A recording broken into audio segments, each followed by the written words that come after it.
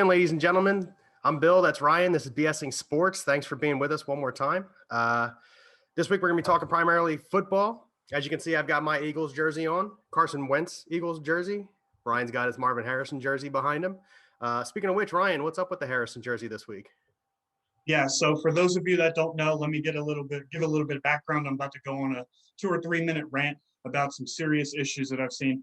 So there's an Eagles super fan out there by the name of Giovanni Hamilton. He's 13 years old. He's very active on social media, and he likes to post a lot about the Eagles, his big fandom or whatever. He actually made huge headlines when Dak Prescott got hurt last year, and he made a wish you well video, and it was really awesome to see. You love to see that kind of sportsmanship, especially from the fans. However, speaking of sportsmanship from the fans, when Carson Wentz was traded, who was Giovanni's favorite player, he decided that he was going to join in on the Carson Wentz jersey number reveal. The Colts sent him some jerseys, and he revealed it on social media. There was mostly some positive reactions, but however, there were a few Eagles fans that decided to threaten Giovanni and make very crude remarks to a 13-year-old boy on social media. And this is where the rant starts, because I just want to say that is absolutely unnecessary, absolutely inappropriate. You are, excuse my French, a bunch of grown-ass men and women taking on a 13-year-old kid because he supports his favorite player who doesn't play for the team that he happens to root for. Get out of here, man. Like, Marvin Harrison was one of my favorite players growing up, probably my favorite receiver of all time. He was never an Eagle, and he just happens to be a Colt, so it fits right in perfectly. But the fact that you are bullying 13-year-old kids and threatening to break their kneecaps does not make you a hard Eagles fan. It doesn't make you the toughest fan base. It makes you look like an ass. And there's no room for that anywhere. It's totally inexcusable, and it's complete BS, in my opinion. That just can't happen. You're not hard. You make the rest of us look dumb, and that's why the NFL fan bases think we're a bunch of, buttholes, because we just look bad. Now, thanks a lot, guys. So, Giovanni, we're here to say that we stand with you. Continue to root for whoever you want to root for, and hopefully you're still an Eagles fan at heart. If you're not, whatever, that's your decision, and I'm all for that. Like I said, got Marvin Harrison hanging behind me, so I'm with you, bud. We're with you here at BSing Sports. Yeah, to piggyback off of that, so Ryan and I are just getting our podcast off the ground. We're trying to get as many followers as we absolutely can. But I want to make this very clear. If you're that type of fan where you're going to bully somebody just because they don't side with your side of the team, or they go out of their way. Look, the reality is this is an amazing opportunity for Giovanni. Carson Wentz went out of his way to let this kid do this for him. And then you guys are saying this type of stuff. We don't want your follows if you're going to be like that. Again, we're just getting started. Every follow counts, and we don't want yours. So, I'll absolutely take you disagreeing with my opinion. You can come on the Facebook page. You can come on my personal page. You can hit me in the DM on my messages, whatever, and disagree with me. And I'll talk sports with you. That's fine. But if you're going to threaten to break my kneecaps and, make personal threats against me because of something that I said that you didn't like, or something I did that you don't like, don't even bother. Don't waste your time. I agree. All right, moving into a little bit lighter stuff now. Last week's poll question, we didn't get a lot of responses on it. I had a couple of text messages. You had a couple of text messages. The average age for Tom Brady to retire, when will he retire, was about 46 and a half. I'm right around that area as well, Ryan. I'm thinking he's probably retiring somewhere around after his 47th season. I still think he's got another Super Bowl run in him, and I don't think he's going to quit until that happens. What age do you think he's going to retire at? I'm standing tall with 50. He apparently 10 years ago, he wasn't supposed to play until he was 43. So who knows at this point? The guy manages to get rid of the ball. He takes very good care of himself. So 50 at this point shouldn't be deemed as laughable or unrealistic. Okay. Yeah. I mean, I would love to see any player, even Tom Brady, make it to 50 and continue to be performing at a high level. That would be exciting. We're going to move into just a little bit of Eagles information real fast. We got a couple of signings. Why don't you tell us about those, Ryan? Yeah, so the Eagles signed Anthony Harris, safety from the Vikings. 2 years ago, he led the league in interceptions. And I think this is a really good pickup for a secondary that has struggled, especially on the far back end of the last few seasons. Give some help to Darius Slay over the top so he can play a little bit lower, give some help to the secondary corners as well. This is a really good signing. I really enjoyed this one. And they got him pretty cheap, too. Yeah, I agree. We also went out and got another safety from the Buccaneers. He was a backup safety, signed Andrew Adams. He's got 32 career starts in his career. I said career. 154 tackles, 6 interceptions, 19 passes defended. The other signing for the Eagles, the other day they signed Super Bowl MVP from Super Bowl 48, Joe Flacco. to a 1 year, $3.5 million contract. I kind of like this signing.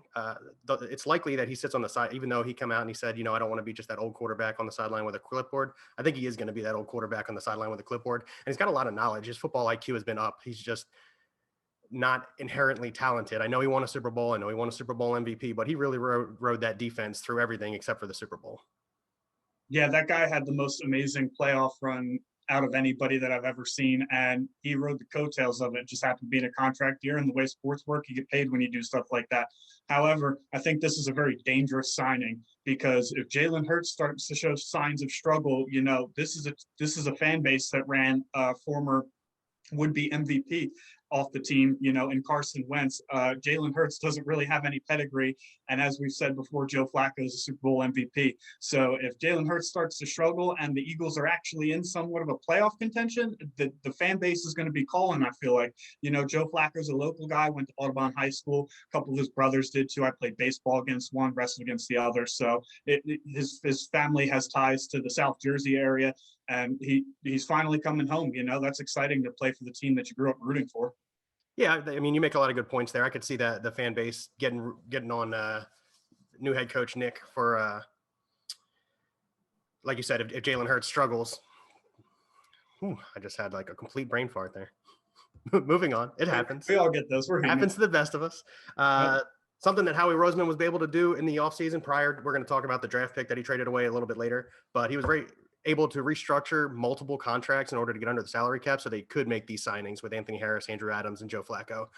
This is something that Howie Roseman has been really, really, really good at in the past, and he just continues to show that he is good at that aspect of his job. We can talk about how he's not good at assessing talent later, but for right now, he did something really, like I said, he did a good job freeing up the money. Yeah, he's really good GM. Probably 1 month out of the year, he makes us forget that we hate him the other 11 months out of the year. But he does his job well. Restructuring contracts and saving money is part of being an NFL GM, and he does. Him and Rosenberg do that very well. Jake Rosenberg's a guy that works for Howie Roseman in the Eagles front office, and he does an amazing job. They both collaborate very well and do a great job of saving money. Yeah, so we're going to move on from the Eagles. Like I said, just brief Eagles conversation. We're going to move on to the NFL in general. On January 31st, Matthew Stafford was traded to the Los Angeles Rams for Jared Goff, 2 first-round picks, and a third-round pick. So Stafford is definitely, in my opinion, a better quarterback than Jared Goff. I think there's a lot of tape on it that proves that Matt Stafford has just been plagued by bad team and injuries year after year after year. He goes to a team where he's got weapons. They just signed Deshaun Jackson to a 1-year contract. They already had Cooper Kupp. They already had Robert Woods. They've got Tyler Higbee. So give me your opinion on where Stafford stands with the Rams and what it does for their contention. My initial thoughts on this trade when I saw it on paper, it was the Rams got hustled again, and I just kind of laughed at it. Then I slept on it, kind of like the Carson Wentz trade. This trade works out for both sides. In the end, maybe it is a little bit favorable toward the Lions. However, the Rams are in win-now mode, and Jared Goff is not a win-now quarterback that can take them over the top. Matt Stafford is. He has the arm talent to do it. He just hasn't been able to stay healthy or really have any weapons throughout his career outside of Calvin Johnson. So this is a really good trade for the Rams. This is a guy that can get them to the promised land now, and good for Stafford. I've always kind of rooted for Stafford. I've never really had any gripes with him, and he's a really talented quarterback, so it's nice to see him go to a situation where he can win. Now, as for Jared Goff, there were reports coming out, days after he was traded to the Lions, that the Lions aren't even sold on him. Bill, why don't you tell us a little bit about that? Yeah, so I think it was like 4 or 5 days after Goff arrived in Detroit. Out of nowhere, the GM and the head coach said that they were not out of the realm of drafting or trying to trade for another quarterback in lieu of Jared Goff, which kind of struck me as odd because, again, you just sent Stafford over there for Goff, but I know that you got the additional 2 first-round picks, not for this year, obviously. One of them's for this year, one of them's for next year. Jared Goff, his career stats, got 69 games, 64, just under 64 completion percentage, 18,000 yards, 107 to 55 touchdown to interception rate, and he's got a 91.5 QBR. Look, that's a serviceable game manager. However, I think the Lions realize that that's all he is, and that's all he's going to be, is a game manager. And they need somebody who's going to be a little bit better because they've suffered from injuries year after year after year, but they also haven't built well in the draft. They really need to work on building well in the draft, and Goff just isn't the guy to get them the wins that they need. I kind of see where they're coming from. However, I think they should rule out being in contention for a quarterback. Again, this could also just be a play to other teams where they say, hey, we're not out of ruling, going for a quarterback to throw other teams off. So that way they don't just commit their draft board to, other positions of need. However, I don't believe that the Lions will draft a quarterback. Jared Goff is more than serviceable to the point where you can expend those picks on other needs throughout the team and kind of build around Goff. And once you build the talent around him, if he doesn't win, then he's not the answer, and then you can move on from him. But he also has a hefty contract too, so it's going to be hard to move him anywhere or put him on the bench.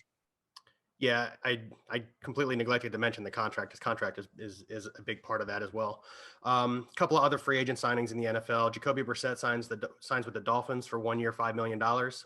He obviously was a quarterback in New England a few years back. He was traded to Indianapolis. He started one full season, and he was behind Phillip Rivers on the roster last year. He was already a free agent before the Eagles traded Carson Wentz out there, so I don't think it was a direct result of the Wentz trade, but I think him not being in Indianapolis is a direct result of the Carson Wentz trade. This one, you and I don't know what it is about Ryan Fitzpatrick. We just love to talk about him for some reason. He signs with the Washington football team. Ryan. Maybe. I don't know. Maybe it's Fitzpatrick. Who knows? He signs with the Washington football team, who still don't have a team name, for 1 year, $10 million. He's played for 8 different teams over his career. Let's talk about Ryan Fitzpatrick for a minute. Yeah, so I saw a quote on Facebook one day. It was a picture of Ryan Fitzpatrick that said, "Every game's a revenge game for me. I played for every damn team in the NFL." And I just had to laugh. I was like, yeah, that's true, man. 8 different teams. That's a fourth of the league. That's a lot of teams. However, he's always been serviceable where he went. He was pretty good in Miami last year. And I feel like Miami would have been a playoff team had they ridden his coattails. I feel like he outplayed Tua for sure. Granted, Tua's a rookie, new system, all that I understand. However, I figured they would have let Tua sit behind him for a year. Fitzpatrick's a good quarterback. You're not in the league this long if you're not a good quarterback, plain and simple. So I think Fitzpatrick will actually do pretty well in Washington. I've seen a couple people slander this signing. However, I think his gunslinger mentality, Terry McLaurin up there, Antonio Gibson, I feel like he's going to be just fine. Washington could compete for this division, be the first back-to-back division winner since 03-04. I agree. We had this brief conversation the other night about how Washington was both of our vote to be the division winner this year. We discussed how the Cowboys, if they remain healthy, and the Giants probably going to compete with them. I mean, I said the Giants. You said you didn't agree with the Giants. But we can get into that conversation a little bit later, maybe on another podcast. We're trying to primarily focus on free agent signings and information like that this particular week. Andy Dalton goes to the Bears on a 1 year, $10 million contract. So after Mitch Trubisky, the Bears trade up to draft Mitch Trubisky in the 2017 draft at number 2 overall. 3.5 years later, they give up on him. Let's discuss it. Go ahead. Yeah. First off, that trade was questionable at the time of the trade. It didn't matter how Trubisky was going to pan out, what his trajectory looked like. People were scratching their heads at that. And then Patrick Mahomes went 10th overall in that draft, and Deshaun Watson went 12th, and that just made it 10 times worse. We know who those guys are. The Bears have had some really bad luck with quarterbacks, Mike Glennon, Nick Foles, Mitch Trubisky. I like the Andy Dalton signing. This is a guy that went to the playoffs 5 times with the Bengals team that honestly wasn't very good, but they were good enough to get in, not good enough to win it. I like Dalton. I think he's a nice veteran presence. He's been around the league a while. He's won some games, and he'll help that team. And especially they have Allen Robinson coming back. David Montgomery's coming off a pretty big end of the last season. So who knows? Maybe they can make some noise in the NFC East. They still have a pretty good defense, but I really like this signing. Okay. It was a signing that didn't really strike me as one of the ones that I'm like, oh man, that's a great signing. But I think it's a good signing for Andy Dalton as an individual. They don't, as you pointed out, they didn't have a real good quarterback on that roster last year. And as such, they struggled to do anything offensively. I know that Nick Foles came in at halftime and beat Tom Brady earlier in the year, but outside of that, there wasn't a whole lot of noise off of the quarterback room in Chicago last year. So one of the biggest things to come out of free agency this year and like information overall is Sunday, March 14th, Drew Brees announced his retirement. I want to talk about Drew Brees a little bit, but the big thing here, what New Orleans did 4 minutes later after Drew Brees announced his retirement, was that they signed Taysom Hill, the backup quarterback, to a 4-year, $140 million contract. Now, having said that, the entire contract is voidable. It just depends on what Taysom brings to training camp and what he can do year to year. So the whole contract is voidable. but again, they signed him for a 4-year, $140 million contract. Saves the Saints $7.5 million in cap space. But like I said, I wanted to talk about Drew Brees for a little bit. I'll let you start, and then I'll come in. Yeah, 5 years from now is what, 2026? Just go ahead, pencil Drew Brees into the Hall of Fame now. This guy's one of the best quarterbacks ever that we have ever seen, especially because for an NFL quarterback, he's relatively short. He's listed at 6 feet tall. I'm pretty sure he's shorter than that. You know, it's hard to see over offensive linemen that are 6'4", 6'5", defensive linemen that are the same height. You know, you watch Drew Brees throughout his career, and he's one of the most accurate, I believe he's actually the most accurate passer in NFL history, if I'm not mistaken, high completion percentage. This guy he's talented. You know, he found a way to win games. He had that nasty injury to his shoulder in San Diego that kind of ended his tenure there. However, when he signed with New Orleans, he just took flight. Him and Sean Payton together, they won that city a Super Bowl after Katrina, and that was an amazing story in itself. But Drew Brees, 20 years, you know, this guy, just go ahead and pencil him in, first ballot Hall of Famer in 5 years, and that's all I can say about him. Yeah, absolutely. He's first or second in every category as a quarterback. The other guy by the name of Tom Brady, who's still playing, is the other 1 or 2 in every other category. So career numbers for Drew Brees, 67.7 completion percentage. Over his career, he almost threw 70% completion. I mean, that's a ridiculous number. That's amazing. And again, keep in mind, he couldn't see over his offensive linemen. Like, let's keep that in mind. 80,000 yards, 571 touchdowns, 243 interceptions, 98.7 passer rating. Like Ryan said, 100% first ballot Hall of Famer in 5 years, 2026. I don't even think they need to put him on the list. He should just automatically get in. That's my opinion on it. We can disagree. Let's talk about Taysom Hill for a little bit. He's been in the league for 4 years. He's got 800 rushing yards and 11 rushing touchdowns. I was a little surprised that the Saints went all in on Taysom Hill. I'm not, just because it did save them some salary cap space this year, and he's a very good utility player. I feel like he does have a plan in their future. However, they did also sign Jameis Winston to the 1-year, $12 million deal, so I assume that both of them will compete for a starting job in training camp. And whoever wins is whoever wins. However, I feel like Jameis Winston as a passer has a better ceiling, no doubt. But Taysom Hill, you know, he came in for Drew Brees when he was hurt last year and won games. You know, his talent with his legs, you know, his toughness, his grittiness, he just wins. And that's not sustainable long-term as a quarterback. But like I said, I feel like he does fit into the future plans of the Saints. I just don't think it's necessarily a quarterback. I think they'll end up voiding the last 3 years of this contract after this season and restructuring somehow. But this was definitely a move to save them salary cap space this year, as they were way over the projected cap. I think like $70 million or something like that. So they needed to save every penny they possibly could. Yeah, Taysom Hill career passing number, 70% completion percentage. Now, I realize that we just said career for Brees, 67, but Taysom Hill's only thrown the ball for 1,000 yards, 4 touchdowns, 3 interceptions, 93.7 passer rating. When he comes in, it's a 1 pass and then he gets off the field. So like if you have high completion percentage, because you're only throwing 14 passes in this season, it's going to skew the number a little bit. But like Ryan pointed out, he came in Drew Brees' absence last year, and they were undefeated until they came to Philadelphia. Not undefeated, but like he was undefeated. Taysom Hill was undefeated until they came to Philadelphia, and that freak win that the Eagles got there. But I'm still absolutely surprised by the Hill signing. I think and again, I know it's an avoidable contract, and you're probably right. They probably get out of it after 1 year. But it's just a really surprising sign for me, especially 4 minutes after Drew Brees announced his retirement. So it's obviously something that was in play prior to Drew Brees telling them that he was out. Yeah, I think Drew Brees probably gave the team a heads up, and they had something in place waiting for Brees to publicly announce his retirement. And then they were like, okay, Taysom, here's the deal. Let's pencil this in, get it going. Yeah. Some other news, Aaron Jones and the Packers agree on a deal, 4 years, $48 million. This one surprised me mostly because the Packers don't re-sign players, especially running backs for that matter. Ryan and I tried to figure this out the other night. I think they've signed one running back to an extra long deal, and it was in the early 2000s. Yeah, Amon Green, I think it was. I think maybe he might not have lasted 4 years in Green Bay. I don't know, but that's who I remember him playing for, the Green Bay and the Vikings, I believe. Yeah. Aaron Jones numbers. He's got 54 games, 651 rushing attempts, 3,300 yards. He averages 62 yards a game, 5 yards carry, which is really impressive. And he's got 37 touchdowns. I think it's a good signing for the Packers. I was surprised because of what the Packers normally do, but I think it's a good signing for the Packers.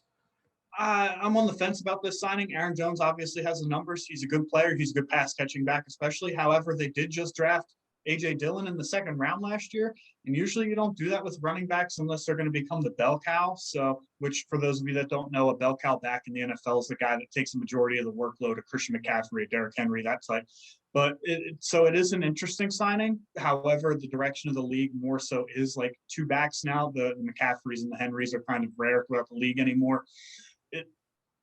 I'm surprised they did it. I'm very surprised that they did it, but Aaron Rodgers, I'm sure, is happy. You know, he's been begging for weapons for years. So retaining somebody that he has some chemistry with is a big move for him. I'm sure that makes him very happy. Another running back to get a deal is Matt Breida goes to the Bills from the Dolphins. He rushed for 254 yards last year. I know that's not an impressive number, but I think he's a good pickup for the Bills. Yeah, whatever. We have very little information on Matt Breida on our document here. We just wanted to mention it as a signing for free agency. But yeah, Matt Breida is unimpressive to me. You know, Devin Singletary up there, he had a good year 2 years ago, but they kind of just rode the coattails of Josh Allen. He's easily the best player on that team. You know, he threw the ball way more this year, but that's probably because of the addition of Stephon Diggs. John Brown had a good year as well before he got hurt. And Josh Allen does most of the running there anyway. So whoop-de-doo. If he runs for 500 yards, neato, man, right on. Yeah, I think he's just another back in the backfield at this point. So one of the biggest things that happened on free agency on Monday, March 15th, the Patriots make a splash. They made a cannonball, man. Yeah, cannonball is one way to do it. 1, 2, 3, 4, 5, 6, 7. They signed 7 free agents to contracts on Monday, March 15th. We're going to run through them relatively quick. Matt Judon. Did I say that right, Ryan? I think it's Judon, but whatever. Okay, Matt Judon, linebacker from the Ravens, 4 years, $56 million. Jonnu Smith, tight end from the Titans, 4 years, $50 million. Jalen Mills, defensive back. He plays safety and corner, which I think is big. They had a similar player by the name of Patrick Chung, who just retired. I think Jalen Mills takes his spot. 4 years, $24 million. Devon Godchow, defensive tackle from the Dolphins, 2 years, $16 million. Nelson Aguilar, wide receiver from the Raiders, formerly an Eagle as well. 2 years, $26 million. See how this is, I'm just repeating contracts. It's because they signed so many people. Kendrick Bourne, wide receiver, Niners, 3 years, $22.5 million. Hunter Henry, tight end from the Chargers, 3 years, $37.5 million. I think the Hunter Henry signing is the biggest one out of all of these. The man is talented. I don't know who the Patriots are going to go with at quarterback. We don't know if Cam Newton's actually the guy. But they added some, I think they're in much better shape now than they were last year. Yeah, I agree 100%. And they're going back to the Gronk, Aaron Hernandez type of offense. I'm not saying that these guys are Gronk. Let's get that out there. I'm not saying that Hunter Henry and Jonnu Smith are Gronk and Aaron Hernandez, but it's the same type of offense you can run. You're going to have 2 tight ends on the field more often than not. And Hunter Henry is absolutely going to have more catches than ACLs he has. I think he's torn both his ACLs, total of, 3 times, but that he produces when he's on the field. He stayed healthy last year and he produced. He's a very good tight end, very talented blocker. He could catch passes for sure. Jonnu Smith is also a really good receiving tight end. So they definitely are building around whoever the quarterback is going to be. I assume it's going to be Cam Newton because he did get that 1 year, $14 million deal. However, the Patriots have come out and said, the job's not yours. You still have to win it, which is a very good mentality, very good mindset. And they're not out of drafting a quarterback either. I could see Mac Jones going to them, but we'll get into the draft a little bit later down the road as it gets closer. Yeah.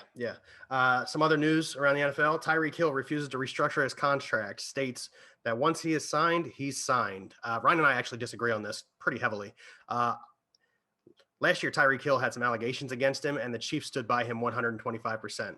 Now, listen, I understand that once you sign a contract, the Chiefs go out of their way to sign a contract. They're basically saying, hey, the money is yours. This is the way it's going to be. And I understand where Tyreek Hill is coming from. However, it's an organization that stood by you when you were down. So some people were kicking you and they came in and stopped. I think you maybe should have been more open to restructuring your contract in that scenario.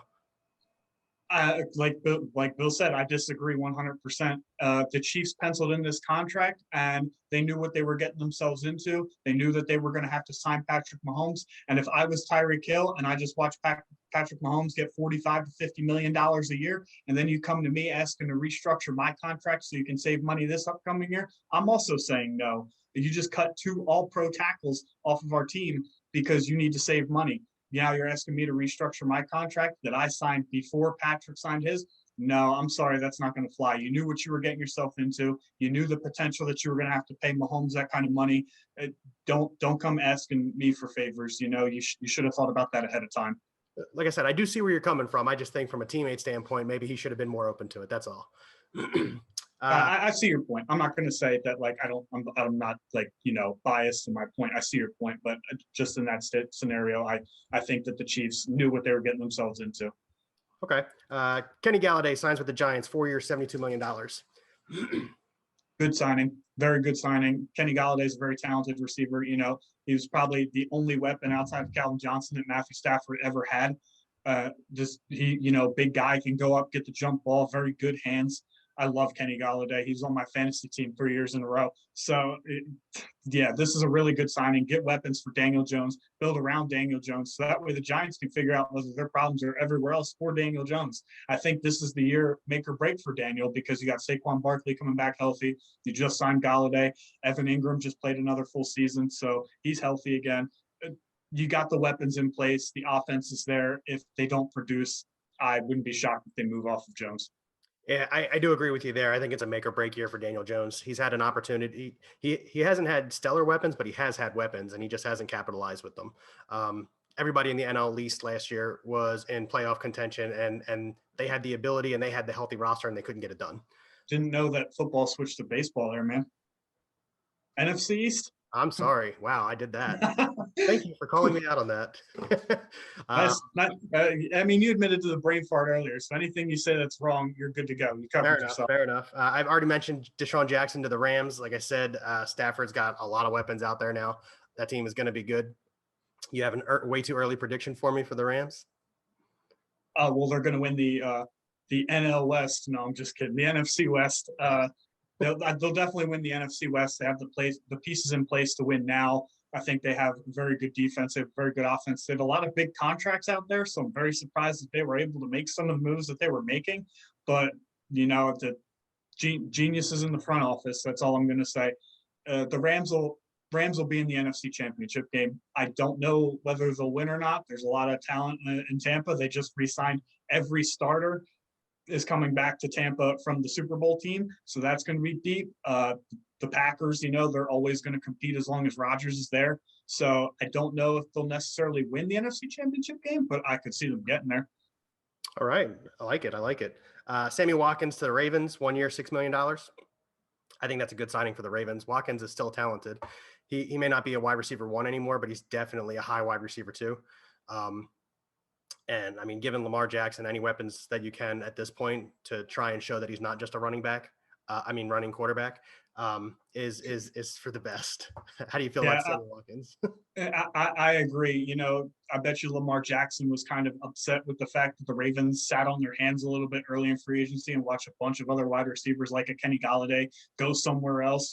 Jackson doesn't really have a true number 1 receiver down there.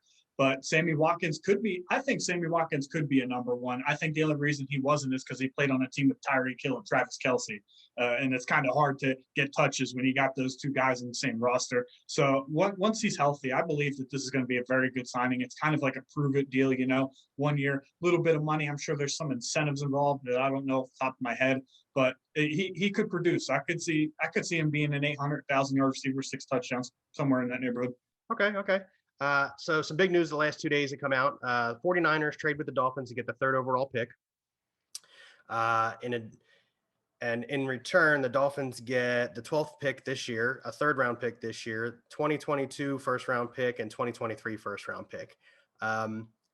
I don't know where the Niners thought process was on this, but I'm thinking the Dolphins made out like bandits on that alone, not even taking into the account the fact that they traded with the Eagles later in the day. Let's talk about the Niners, and then we'll get into the Eagles. I think the Niners got swindled a little bit here. This is an interesting trade because immediately afterwards, GM John Lynch came out and said that Jimmy Garoppolo is the guy. So is Jimmy Garoppolo the guy, or is Jimmy Garoppolo the guy for this year? I feel like it's more so the guy for this year. I know a lot of people are high on Zach Wilson. If he's there at number 3 quarterback from BYU, I can't see them not taking it.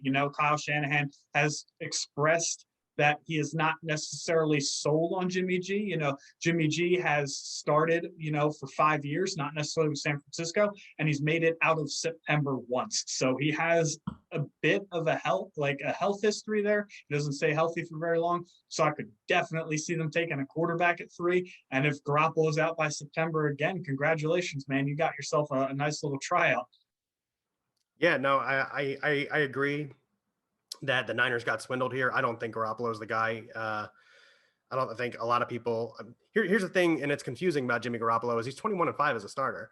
Like it's a confusing statistic because the man wins ball games when he's on the field, but then you find out that, you know, he's been in the league for 5 years as a starter and he's only started 26 games. You're wondering why he's only started 26 games.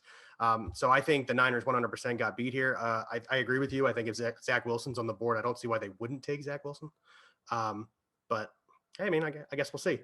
So about 25 minutes after we heard about the 49ers trading for the 3rd pick, it was announced that the Philadelphia Eagles traded back to the 12th pick and moved the Dolphins up to the 6th pick. So the Eagles trade the 6th and 156 this year to the Dolphins for the 12th and 123 this year and a 2022 first-round pick. My take on this is now the Eagles have 2, possibly 3 first-round draft picks next year. And that I think it's more for the Eagles about building for next year and less about what they can do for the team this year. Not saying that they're not going to draft to try and build a team this year. Obviously, anybody draft this year will be on the roster next year. But I think this was more about the long term. I think they're going to try Jalen Hurts. So when we had originally made this podcast, we discussed who we thought the Eagles were going to take with the number 6 overall pick. And I told Ryan flat out, if Justin Fields is on the board, I'm scared Howie Roseman will take Justin Fields at number 6. So I'm actually super excited they got out of the 6 because I don't want him to go and draft another quarterback. Yeah, I agree. I didn't want him to draft another quarterback, and I didn't think he would anyway. But you know, like you said, we had a sidebar conversation. We were anticipating them picking 6, and you said they were going to pick Justin Fields. I disagreed, but I was really scared that you were going to be right. So I'm also thankful that they traded back. And let's not forget the last guy that they drafted, number 12, was just some dude named Fletcher Cox, who was probably going to end up in Canton one day. You know, he's 5-time All-Pro. You know, I think he's been to 6 Pro Bowls now, and he's only 30 years old. You know, he can't be stopped, can't be slowed down. Second best interior lineman in football, in my opinion, to Aaron Donald. But this is a very good trade for the Eagles, and I've seen a lot of fans hate this trade. There's still going to be talent on the board at 12, like very good talent. I've seen mock drafts where they can even still get Devontae Smith at 12. And if Smith isn't there, I think they go Jalen Waddle, who is also just as talented, and his draft stock fell because he got hurt, which just means that that's one less year of wear and tear on his body, one less year of playing football. You know, the guy can run. He's a very good receiver, runs very good routes. This was a very good situation for the Eagles. This is a very good trade. Like you said, they probably have 3 first-round picks next year. And for a team that's more than one piece from becoming a true Super Bowl contender, I'm glad that they're finally committing to a rebuild. So let's see what the draft class next year is like. However, they did also move up around this year. That's not to be, you know, that's not to get swept under the rug. That's a very good move. I think this was a very good trade for the Eagles. And I'll give Howie Roseman props when he does something right. And this is definitely the right move. Yeah, I agree with you. I think it was a great pick or a great decision for the Eagles. I know you said Waddle would be your choice at 12. I think on draft day, they probably try and build more picks and they probably move out of the 12 and move back. I could see if somehow Devontae Smith falls to them or if Waddle's on the board, them taking one of those 2 individuals. However, I think if they're not, I think they get out of the 12. Just the way it's being poised up, the way Howie Roseman has been working it so far to this point is I think he's trying to load up on draft picks for the next 2 years. And that's why I see them getting out of the 12. And the good news is, although that the Giants and the Cowboys do draft directly in front of the Eagles, which is probably concerning on paper, with the signing of Kenny Galladay and the Cowboys drafting CeeDee Lamb last year, they do not need wide receivers. So if they go ahead and draft receivers, that's great. That just means they're not getting better at positions of need, which as an Eagles fan, I'm happy to hear. However, like I said, they don't need wide receivers. So that's at least 2 teams that you can probably bet aren't going to draft wide receivers. Nothing's guaranteed, but you can bet that wide receivers won't go at 10 and 11. Yeah. So some good news for individuals like Ryan and I who have to stream out of market games to watch their favorite team. Amazon Prime users get exclusive access to Thursday Night Football. Other streaming availability is ESPN Plus, which is owned by Peacock or NBC, Paramount Plus, which is owned by CBS, Tubi TV, which is owned by Fox. And after the 2021-2022 season, DirecTV loses its contract for NFL.TV, which I think is enormous because other sports have MLB.com, NHL.TV. Like this is a huge thing for the streaming game. And I'm super excited to be able to, do what we do with everything else and watch without having to find websites to stream from. Yeah, I agree. It can be a pain sometimes. I kind of have it down to a science at this point, but I've been doing it for 5-6 years now.